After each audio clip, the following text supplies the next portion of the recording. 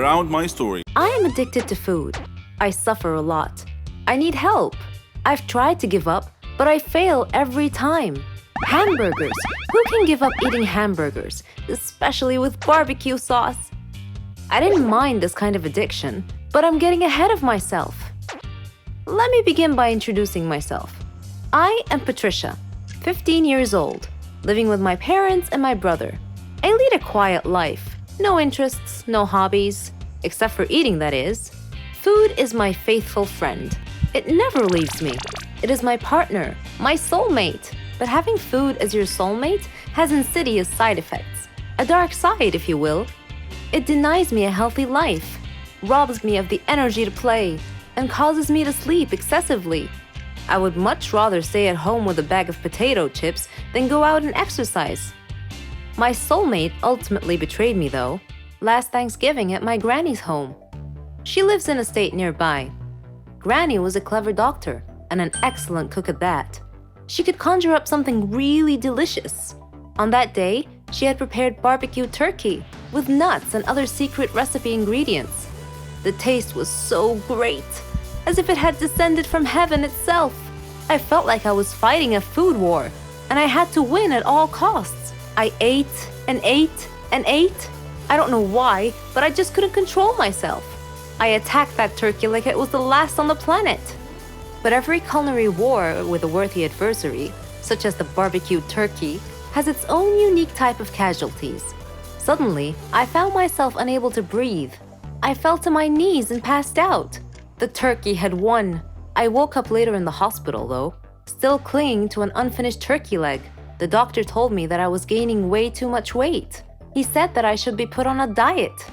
Diet? Man, how I hated that word.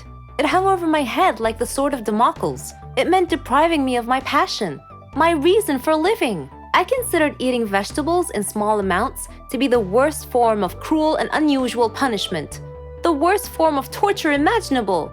Imagine thinking of a wonderful, greasy, cheese-laden pizza with all the toppings and then suddenly opening your eyes to find a healthy green salad bowl. But I had reached a turning point in life. One day, my brother was playing on the street, while I was sitting at home gazing longingly at a tempting piece of cheesecake, just sitting there, taunting, daring me to eat it. I struggled mightily to resist the urge, but in the end I succumbed and wolfed it down like a starving animal. Shortly afterwards, I began feeling dizzy, but I was unable to call for help this time, and then I passed out again. I was taken to the hospital. While lying in the hospital bed, half conscious, I overheard the doctor say to someone, "She needs to stop eating or it will be the death of her." I thought to myself, whoa, death?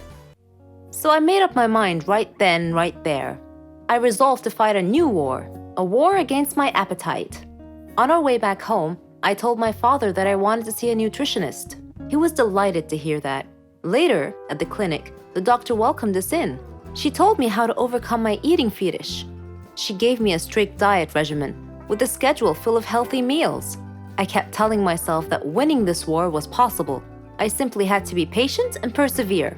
I stuck to the strict diet and did some physical workouts. My parents supported me wholeheartedly. I was enthusiastic. I can totally do this. A week passed quickly, and I eagerly visited the doctor to receive some good news. When the doctor weighed me and told me that my weight hadn't changed at all, I was crestfallen. She looked at me and asked me, how was this possible?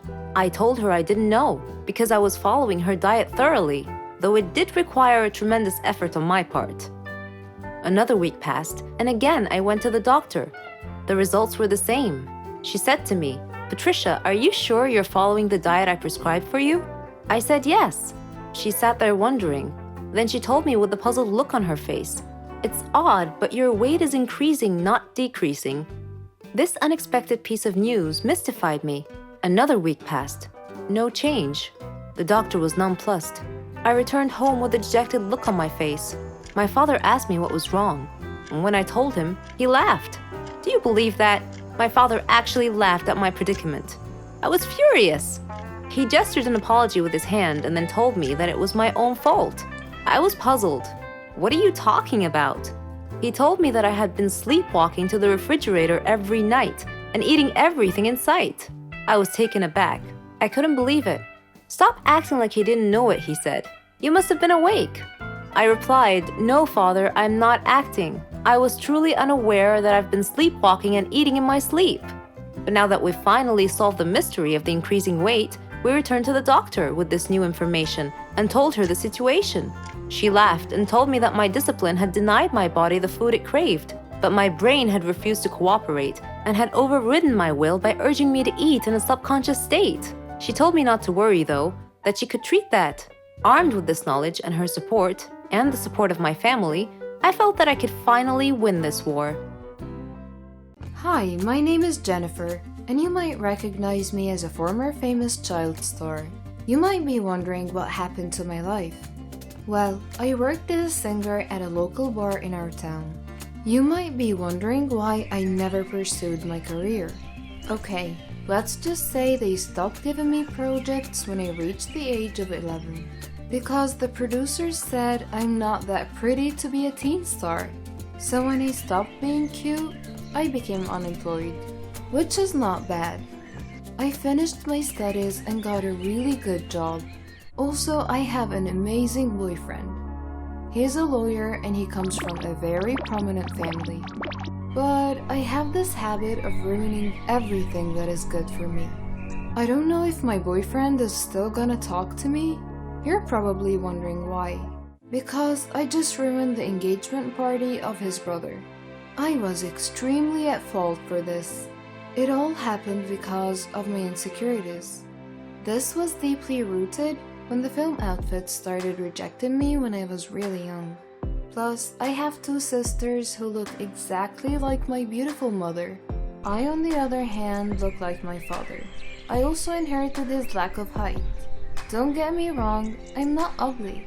I'm just not that pretty. And my sisters always make fun of me. But I'm extremely talented. When I sing, I get a lot of tips from people. My employer always gives me extra cash because a lot of my fans go to his bar on a regular basis just to watch my gigs. This is where I actually met my boyfriend Sam.